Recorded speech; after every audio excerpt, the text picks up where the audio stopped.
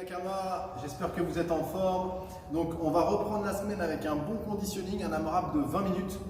Normalement hier on a eu pas mal de repos, sauf pour ceux qui sont venus à la boxe. Mais là on repart avec du conditioning. On espère reprendre l'activité très bientôt. Okay, donc continuez à vous entraîner chez vous, gardez la forme parce que c'est possible qu'on rouvre très vite. Donc soyez en forme.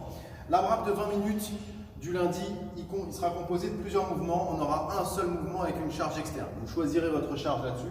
On commence avec un mouvement cardio, donc 30 DU ou 30 jumping jack. Pour ceux qui ont une corde à sauter ou l'espace pour en faire, on fera des doubles sauts à la corde. D'accord? Donc je fais passer 2 fois la corde sous les jambes avec un seul saut. C'est l'objectif, il y a 30 reps à faire. Pour ceux qui ne maîtrisent pas et qui ont quand même l'espace ou une corde, on pourra partir sur des sauts simples, on en fera 2 fois plus, donc 60 reps. Le but c'est que ça aille quand même relativement vite. On veut faire ce mouvement en moins de 30 secondes. D'accord? Ensuite, donc jumping jack, pour ceux qui n'ont pas de DU ou qui n'ont pas l'espace pour faire de la corde. Jumping jack, je vais venir ici faire monter mon cardio. On enchaînera avec 5 burpees. Les burpees, mouvement de gymnastique qui fait aussi monter le cardio, on le reverra ensemble. 10 push-ups, donc on enchaînera tout de suite avec des pompes. Et 15 goblet squats, donc des squats chargés. Okay, on verra comment on travaille là-dessus. AMRAP 20 minutes, ça veut dire qu'on fera un maximum de reps et un maximum de tours là-dessus. Okay. On va passer à la décomposition des mouvements. Donc la corde à sauter ou les jumping jacks, je viens de vous les montrer. Pour ce qui est des burpees, le burpees c'est l'équivalent d'une pompe et on se redresse. D'accord? Donc je vais venir envoyer les mains au sol, les 2 pieds en même temps au sol. Je pose la poitrine et je viens me redresser avec un saut. Je fais attention à bien revenir sur les talons. Je finis mon extension et je viens taper au-dessus de la tête. Okay, le but, c'est d'essayer de mettre un petit peu de rythme sur ce mouvement-là. Il y en a 5, donc il faut que ce soit cardio. Il faut bien envoyer. Okay.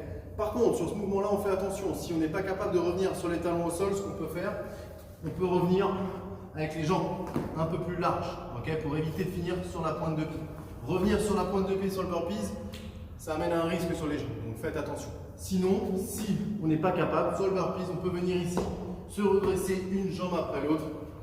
Taper au-dessus de la tête, même chose, descendre une jambe après l'autre, je pose la poitrine au sol.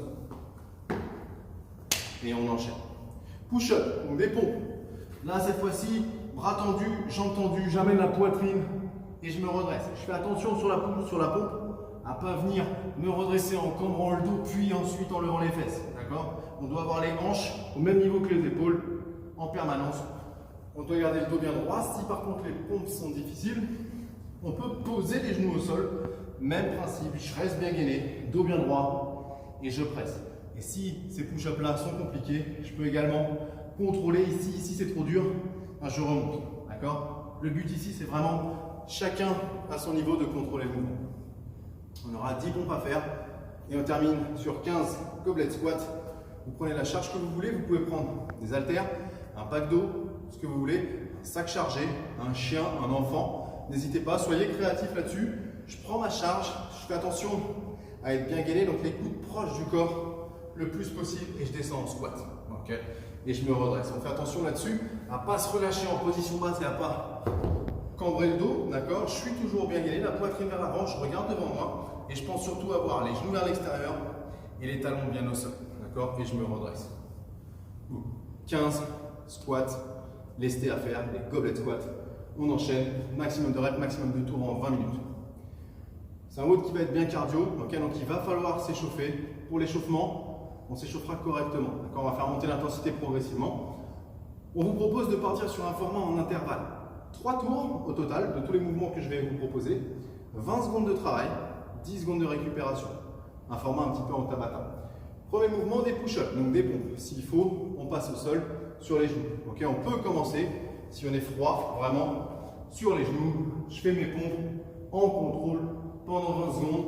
On s'échauffe gentiment pour les burpees et les push-ups qui arrivent derrière. Ensuite, on passera sur de la planche pendant 20 secondes, tranquillement. Là-dessus, on ne devrait pas avoir de problème. Okay, je me place sur les coudes, je colle les pieds ensemble et je garde le dos bien droit. Je fais attention à ne pas me relâcher ici, à creuser le dos.